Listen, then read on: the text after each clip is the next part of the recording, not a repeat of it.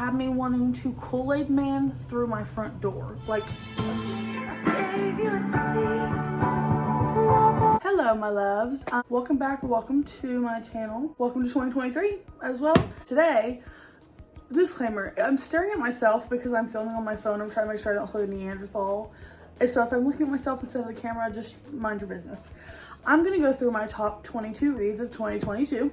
I decided to do this a few months ago because I just like the 2022, the twos thing going on. I just was really into that. So I'm pretty much going to start at 22 and go backwards to 1. I love every one of these books, no matter the place they're in. Really the most important ones is like my top 5 to 10 because those are the ones that I just like, their placement is important to me. Sorry, the girls were, I was having a problem. Anyways, so I'm just gonna go backwards through them and talk about them, and you know. Number 22 is Love in Other Words by Christina Lauren. This book was so beautiful.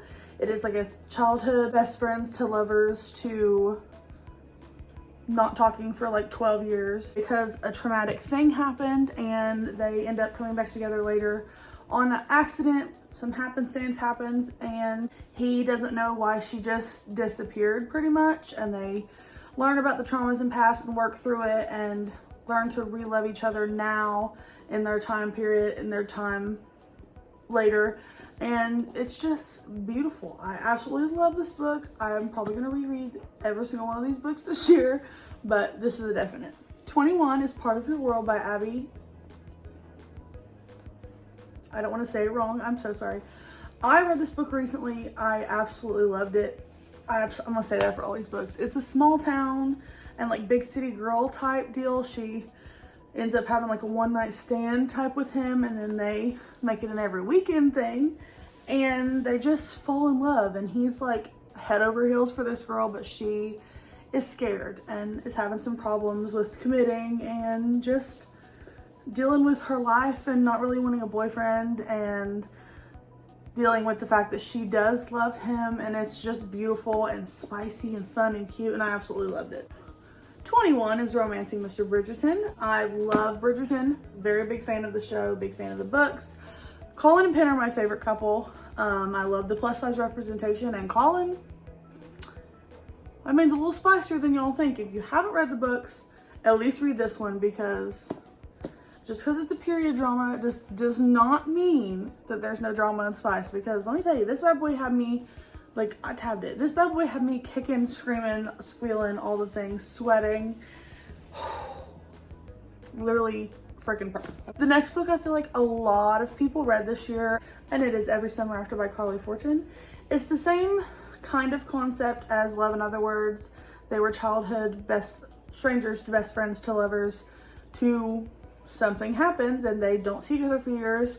Well, then when something else traumatic happens, she has to come back to this town, and they uncover like what happened all those years ago and work through it. And it's a very beautiful story of second chance and love and grief, and it's just everything. And there's so many relatable things in this book that I think anybody would love it. Number 18 was an arc that I was blessed to receive, and it is The Plus One by Maisie Eddings. I adored this book. It covers like anxiety and depression and PTSD, grief in a way, and just a lot of things that I don't feel like are covered in a real way in books. And I felt very understood and seen in this book in the way that both these characters dealt with their anxiety. It is a best friend's sister and then brother's best friends type deal. Sort of an enemies to lovers. They've known each other most of their lives, and she catches her boyfriend cheating on her, and so she goes to her brother's to stay, and just so happens the boy is there, and so they just kind of call a truce, become super close, deal with their stuff together. And it's just, I cannot wait for it to be out for everyone to read it, because it was just absolutely a very beautiful story. Number 17 is Redeemed by Lauren Asher. First of all, the Dirty Air series, this is the 4th book, the last book in the Dirty Air series, is one of my favorite series of all time. Lauren Asher, auto by author for me. Do not care if it's about an alien in Montana. Like, I don't care. I will literally buy anything she writes. This was my favorite because first of all, Santiago, who is the male love interest in this, was my favorite character from the first book.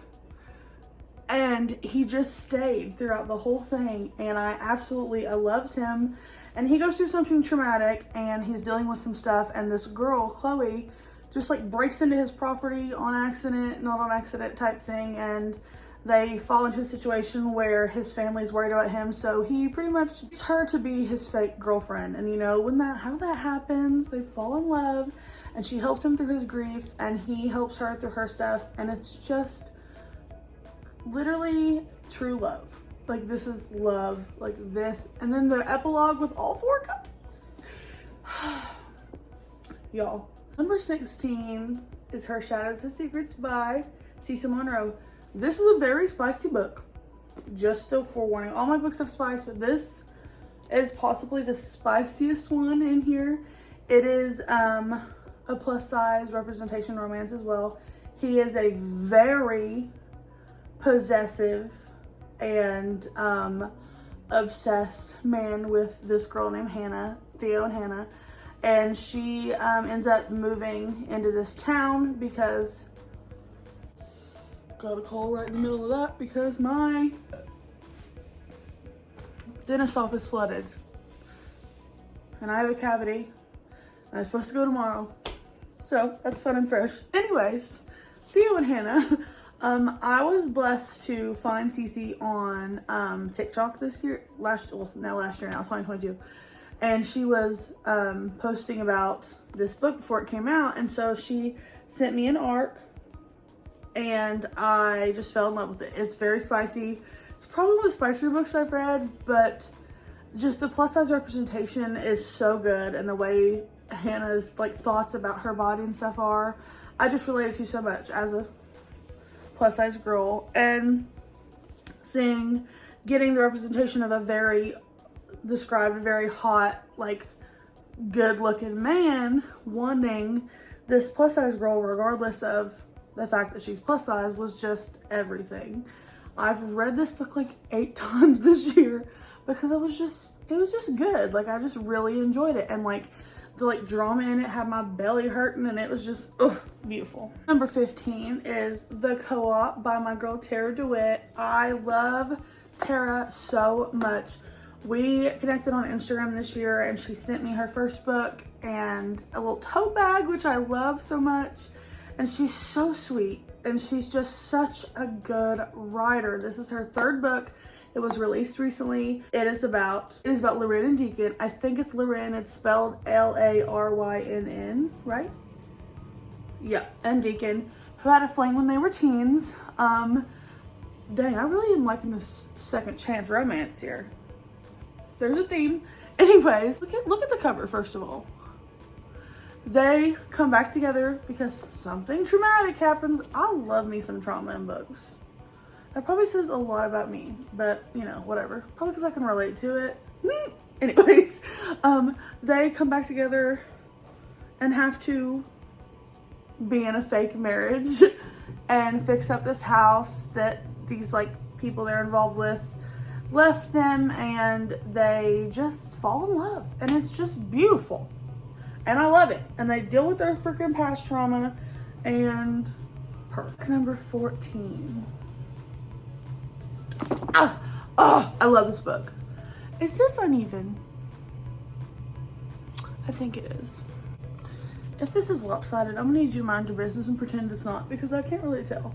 Anyways, ignore my fuzzy crocs back there. Anyways, The Emperor by Runex.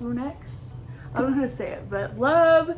This is the 3rd book in the Dark Verse series, and Dante and Amara, my literal loves. Oh my god, this is another, they knew each other when they were kids. She grew up on the compound where his family lives, and she always had a thing for him, and as they got older, he had one for her too, but it was very complicated. And you get little glimpses of them in the first 2 books, but then you get to this book and you really learn about their past, and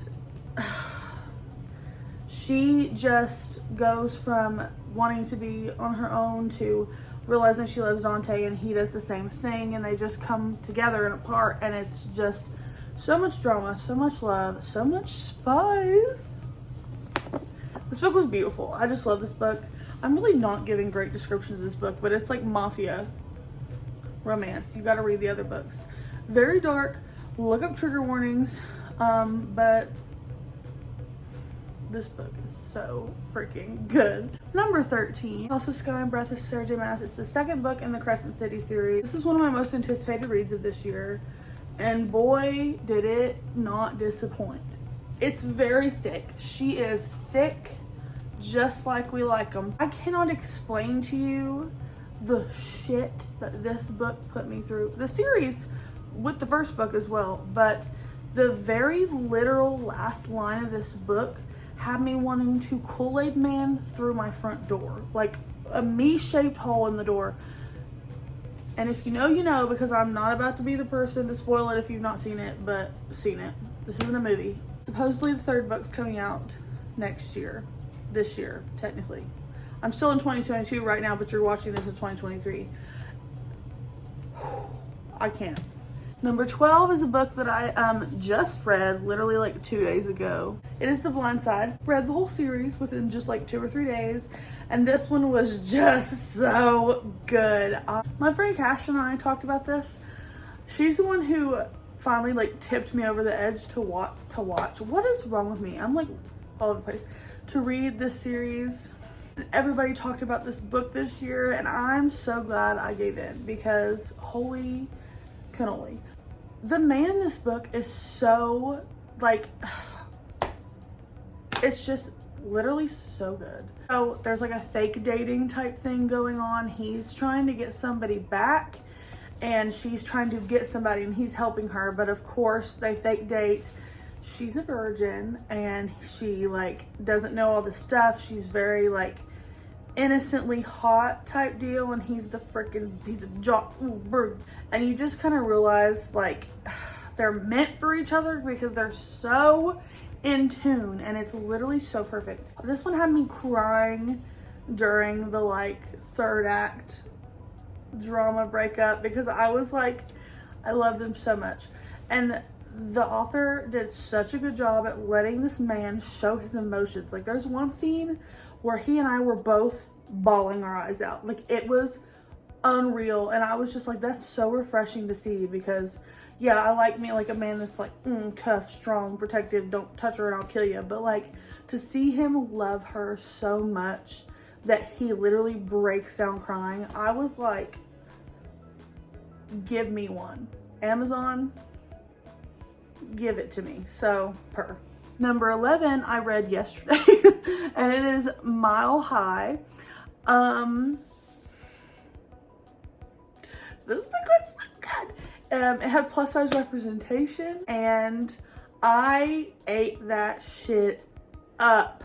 She is plus size also, and she's the flight attendant, and he is the doesn't believe in love jock who just is messing with her just because he likes to get a rise out of her. But then he starts to realize she's not taking his shit, and she is really beautiful, and he's like, oh, I like that she like gives back what I give her type thing. And he starts getting very protective, and she starts falling for him because he's showing those emotions, and he doesn't know how to deal with them at one point. And it was very angsty and spicy and beautiful, and at the end I was literally crying because it was just so good. At the beginning I was like, I don't know about this, because there was a couple of things I was like, this is a little cringe. I take back all of that because it was so good, and 10 out of 10 recommend. I literally have my best friend gonna read it, and it's just so good. All right, it's time for the top 10. Okay, these books, okay, listen. Look how cute my Kindle is. I love her, okay? The whole entire month of December, I used my Kindle because I read faster on my Kindle, but I prefer physical books. It was interesting, but a little case. My top 10 reads of the year. These books were books that, most of these I've reread this year, and books that I just absolutely freaking adore. And like, every single one of these is a 5 out of 5. Every single one of these made me laugh, cry, want to throw up. Back to the Kool-Aid Man, like, had me kicking and screaming like a literal freaking 6-year-old girl. Like, I was enthralled with every one of these books, and I recommend every single one of them. Period. Number 10, The American Roommate Experiment by Elena Moss.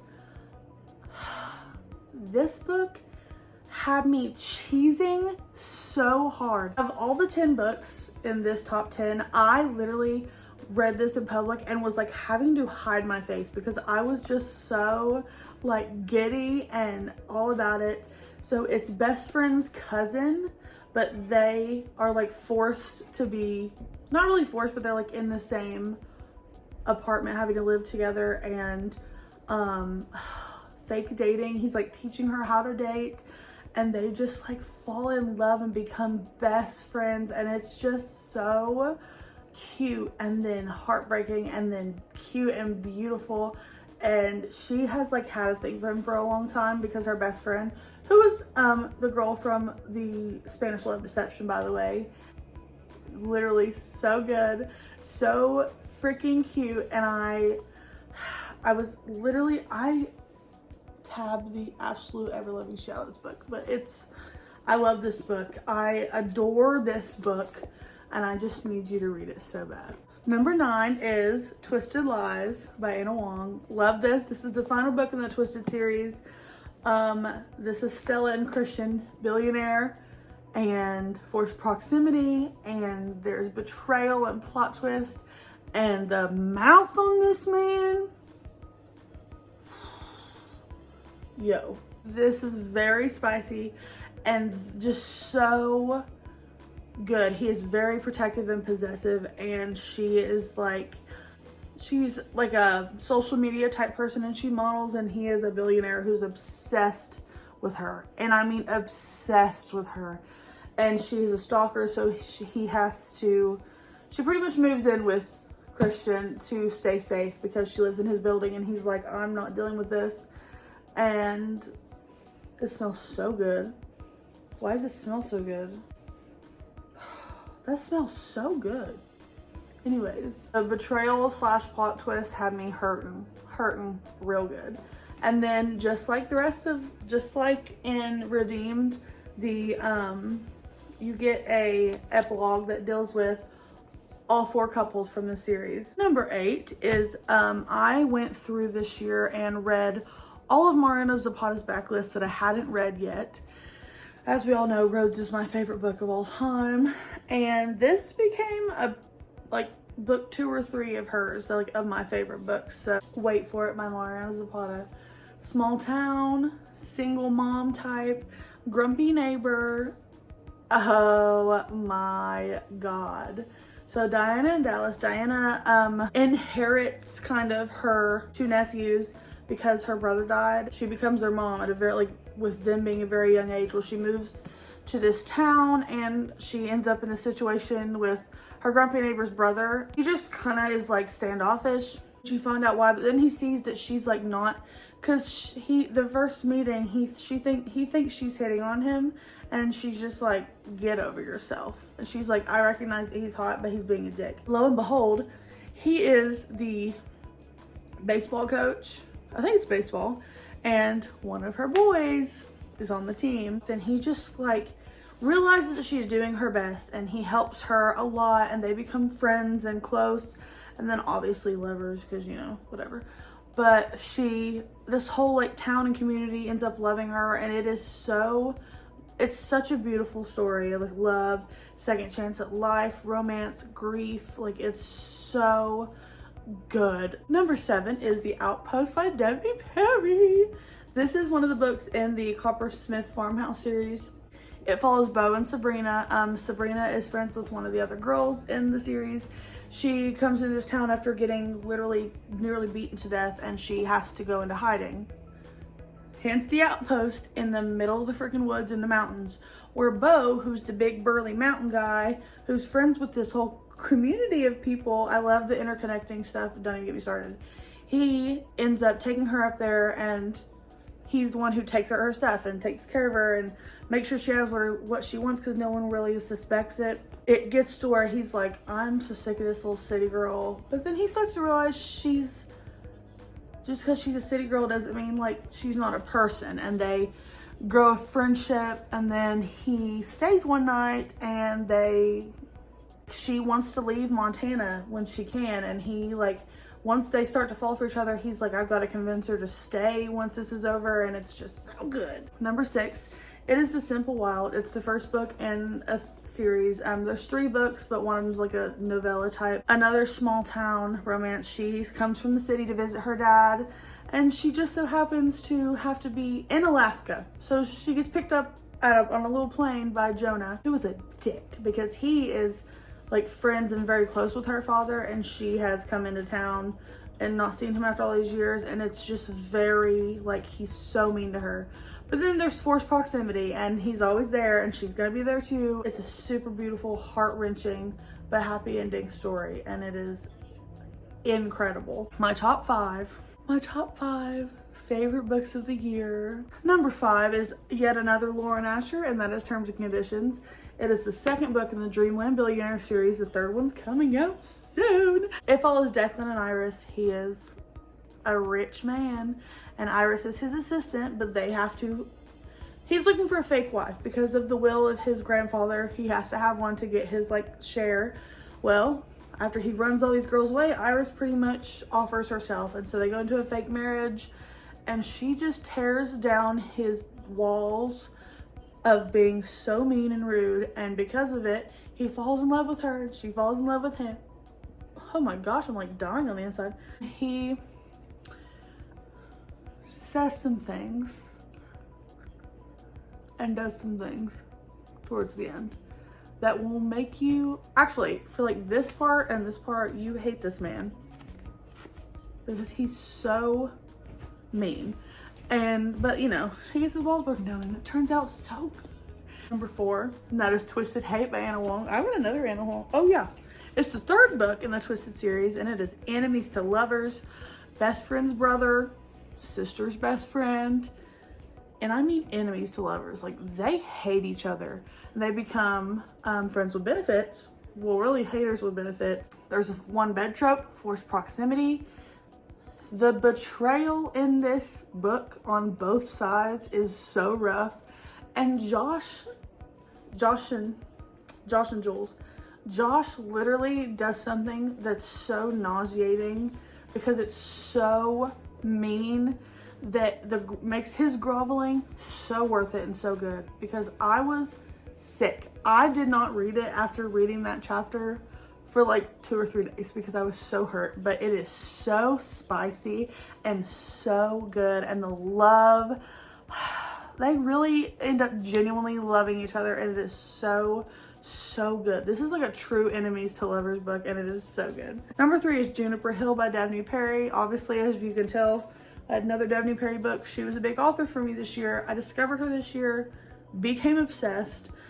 This is the 2nd book in the Eden series, and it follows Knox and Memphis, and Knox is he's one of the main family members in like the Edens, Knox Eden.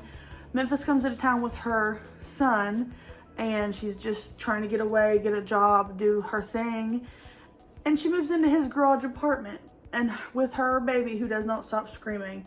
So he at one night finally ends up coming over there and helping her, and it becomes a everyday thing. She also works in the hotel where he cooks, which just so happens to be his sister's hotel. Knox Eden is probably my top favorite book boyfriend of 2022. He's definitely one of my favorite book boyfriends ever. He is so good and real and hot and spicy.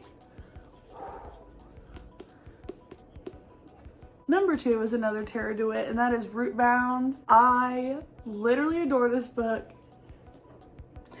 This is a small town second chance enemies to lovers romance. That was very much a theme in this book. I also discovered, I'm from a small town, and I've realized that I really love small town romances, and it might be because I can relate to a lot of the like setting maybe, I don't know, but I get it. I love it. This is Tate and Henry. She is a photographer and she ends up at her father. There's a lot of daddy issues in these books. Also can relate, which is another probably reason I really love this book. She goes to, she gets an assignment to go photograph her dad's like ranch farm type deal. And lo and behold, kind of like in Simple Wild, he is close to her family for reasons you find out. And he's rude. He's really mean to her because of how he thinks the situation is. And she just, it's like a found family trope. Another thing I really love in small town romance usually. And she and him end up having to pretty much forced into a friendship because she's like, I'm doing this. And there's one point where he tackles her to the ground and there's like a lot. Really, I just love this book so much. I can't explain it in a way that's like, without giving things away. But she ends up learning to love like her family and like Henry, and they just are perfect for each other. And it's so good. Number one, I've got so many people to read this book this year. I have read this book so many times, and you probably know what it is. Things we never got over. Knox and Knox Eden are the reason I love that name now, and my favorite book boyfriends of the year. It's another small town romance. He's a dick, and I mean he's super mean. Naomi comes into town because her twin sister, who is the like black sheep of the family, has like called her there, and he comes barging in this place she's at thinking that it's her and literally screams at her. Is like, get out. And then once he figures out that she's not her sister, he's like, oh, but he's still really rude to her. But it's forced proximity, small town. She ends up living in like the cabin on his property, and just he's very spicy. It also becomes like a friends with benefits thing, because once they almost sleep together one night, and once they finally sleep together, they just kind of keep going. But then it becomes like a I don't want you to sleep with anybody else type deal, and he's just like, yeah, like you're mine. And she ends up having to take care of her niece, and it's just, Naomi is one of my favorite characters of all time because she's so strong and she is so relatable and funny, and like she, just like other people, she doesn't put up with Knox's shit, and he kind of has to come to the realization of he needs to deal with his shit so that he can be with the love of his life. And it is beautiful, small town, grumpy sunshine, romance, single mom type deal, and it is literally one of my favorite books of all time. So that is it for my top 22 of 2022. I would love to know your all's top books of 2022 and your reading goals for 2023. Like, please tell me everything. Comment, DM me on Instagram. I don't care how you tell me, but I want to know. I love that stuff. If you've read any of these, I'd love to know your thoughts. If you haven't and are going to read them now, please tell me. I will talk with you about books for hours and hours and hours, but that is it for today. Please subscribe, like, comment, do all the things. All my socials are in the description. My bookstagram, Bookish Morgan, easy peasy. And yeah, love ya.